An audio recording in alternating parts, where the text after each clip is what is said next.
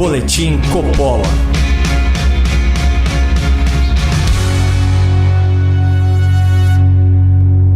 Sejam muito bem-vindos ao Boletim Coppola. Na última sexta-feira, nosso programa sobre a confirmação de André Mendonça como novo ministro do STF não foi ao ar. Por se tratar de um tema fundamental para a democracia brasileira, nós decidimos revisitar essa pauta. Até porque nosso maior objetivo com esse editorial de hoje é denunciar o preconceito contra pessoas que professam sua fé cristã. Então, se você pertence a alguma denominação protestante ou evangélica, eu recomendo que ao término do programa você acesse o canal Caio Coppola no YouTube para compartilhar o conteúdo desse boletim especial nas suas redes, especialmente com a sua igreja ou com a sua congregação. Afinal, cabe a cada um de nós pregar contra a discriminação religiosa. Semana passada, o Senado aprovou a indicação de André Mendonça para o Supremo Tribunal Federal. A confirmação se deu após mais de 4 meses de paralisia da CCJ sob o comando negligente do senhor Davi Alcolumbre. A postura antirrepublicana desse senador deslumbrado não é o assunto desse comentário, mas talvez interesse a nossa audiência se familiarizar com o conceito penal de prevaricação. Prevaricar nada mais é que deixar de praticar ou retardar um ato de ofício para satisfazer algum interesse pessoal. Isso posto, agora a gente pode avançar no tema. O doutor André Mendonça é, até hoje, o único indicado ao STF a declarar sua fé evangélica. E se a esquerda brasileira tivesse um pingo de coerência, ela estaria celebrando essa diversidade no Supremo. Afinal, trata-se de uma minoria adquirindo representatividade e ocupando espaços democráticos. Acontece que a relação da esquerda com os evangélicos sempre foi conflituosa. Em 2012, por exemplo, o Gilberto Carvalho, homem forte do Lula no governo Dilma, fez a seguinte convocação: o Estado deve travar uma disputa ideológica pela nova classe média. Lembro aqui o papel da hegemonia das igrejas evangélicas e das seitas pentecostais. Seitas. Bom, além do tom muito pejorativo, essa fala demonstra que a esquerda enxerga a igreja evangélica como uma concorrente na disputa ideológica pela conquista de corações e mentes. E eles nem disfarçam. Tanto que anos depois, o Guilherme Boulos publicou um artigo nessa mesma linha, afirmando que a esquerda, acomodada nas instituições do Estado, deixou um espaço aberto para o avanço neopentecostal. Ou seja, grande parte dessa panelinha de PT, PSOL, PCdoB, etc., enxerga a religião como uma forma de doutrinação política a serviço de um projeto de poder. É óbvio que esse é um jeito muito distorcido de encarar a fé alheia, mas a esquerda mede a sociedade pela sua própria régua, conforme a sua própria história. A gente não pode ignorar que, segundo Karl Marx, o principal teórico socialista, a religião é a droga do povo e deve ser abolida para que os homens alcancem a sua felicidade real. E desde a fundação do comunismo, a esquerda identificou que a fé, a espiritualidade e a religião fortalecem os laços familiares e sociais, atrapalhando a formação daquele vínculo de dependência entre o indivíduo e o Estado. Daí a perseguição religiosa genocida na União Soviética e na China maoísta. Mas aqui no Brasil, onde a esquerda radical ainda finge que é democrática, tem gente muito esperta que sabe fazer conta para as eleições. É o caso de um ex-condenado por corrupção que mente sobre a própria inocência, não demonstra arrependimento pelos seus graves pecados e alega de forma cínica que é a viva alma mais honesta do país. Mas observem a crítica velada que ele mesmo faz ao PT ao se endereçar ao povo evangélico. É um partido que não pode acreditar na história de que os evangélicos e as evangélicas são como se fosse um gato, são tangidos por aqueles que querem mentir. Como o próprio Lula reconhece na sua fala, o PT acredita sim que os evangélicos são como gado, um público homogêneo e acrítico que é manipulado como se fosse massa de manobra. Mas agora, por conveniência eleitoral, Lula precisa se aproximar desse eleitorado que representa cerca de 30% da população. E o descaramento dessa turma desconhece limites, vejam só. Aliás, essa reunião, para mim, Gleice, ela nos mostra que a gente deveria criar na televisão do PT, na rádio do PT, um momento evangélico.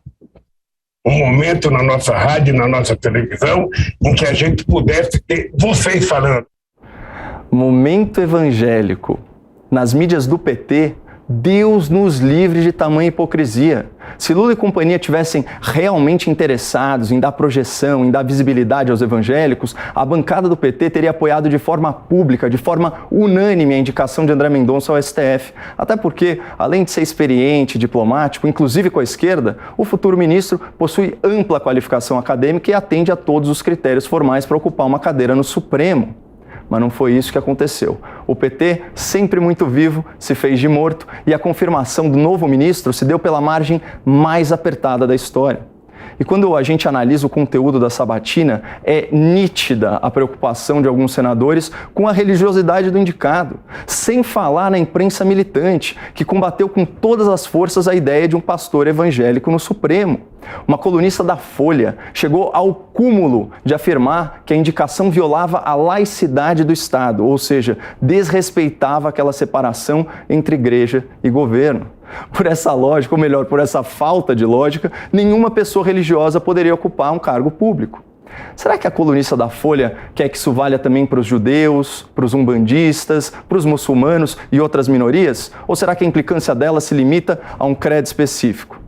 A real é que esse jornalismo progressista, que se diz tão inclusivo e cheio de empatia, vive estigmatizando os evangélicos como se fossem todos uns reacionários e uns retrógrados. Não são. Não são mesmo. É gente trabalhadora, batalhadora, gente generosa, muito diferente de quem fica por aí julgando a fé alheia, mas é incapaz de fazer uma doação ou um trabalho voluntário. Aliás, como faria bem para essa turminha sair da bolha da soberba e do preconceito para ir visitar as obras sociais de uma igreja protestante ou de uma igreja evangélica. Mas voltando ao tópico da sabatina no Senado, o mais triste foi ver o nome de Deus num contexto tão trevoso. O caricato Omar Aziz, por exemplo, usou Deus para reforçar sua sabugice ao STF. Vejam só. Abaixo de Deus, só o Supremo Tribunal Federal no Brasil.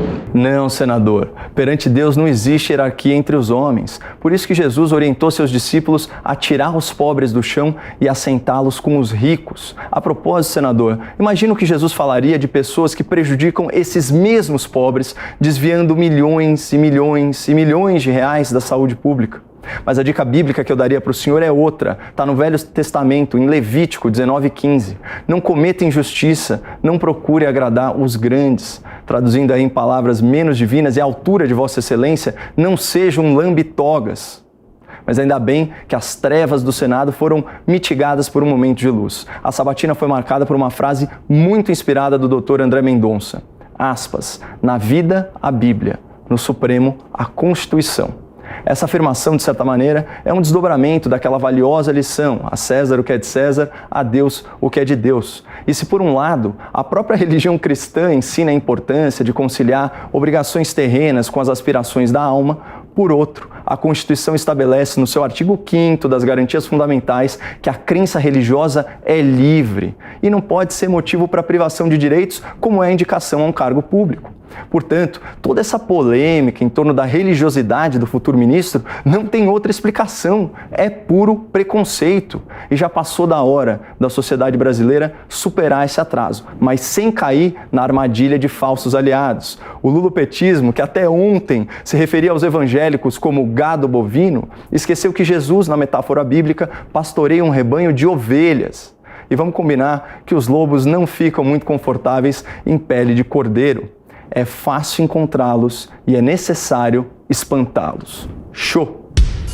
No próximo bloco, uma palavra de conforto do homem mais brilhante da história. Boletim Coppola.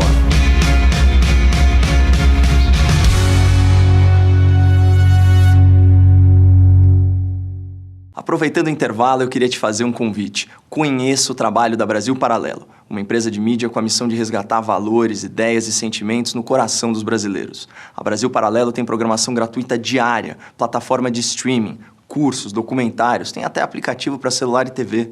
E tudo isso conquistado sem um centavo de dinheiro público. Clique no link da descrição desse vídeo e faça parte de uma iniciativa transformadora.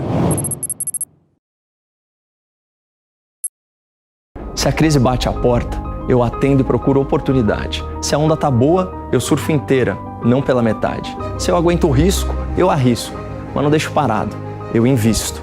Aceito até perder, mas eu jogo é para ganhar. Sou cara ruim de convencer e não costumo confiar. Conheça a Aquavero Investimentos, assessoria financeira que soube me interpretar e que vai entender você. Clique no link aqui no descritivo do vídeo ou acesse campanha.aquavero.com.br/boletim. Boletim Coppola.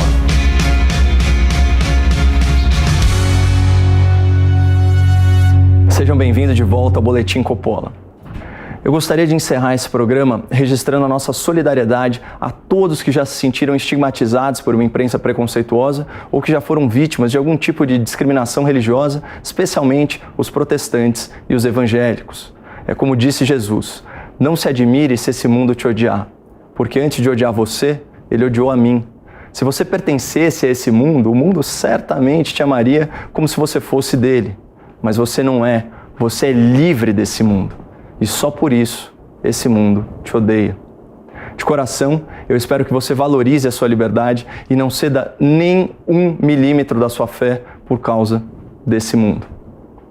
Se você deseja compartilhar esse vídeo e essa mensagem nas suas redes, é só acessar o canal Caio Coppola no YouTube.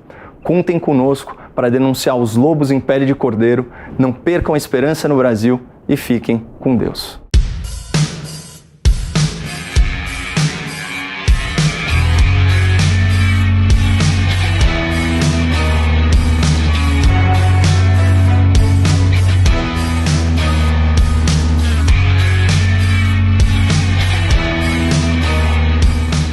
A opinião dos nossos comentaristas não reflete necessariamente a opinião do Grupo Jovem Pan de Comunicação. Realização Jovem Pan News.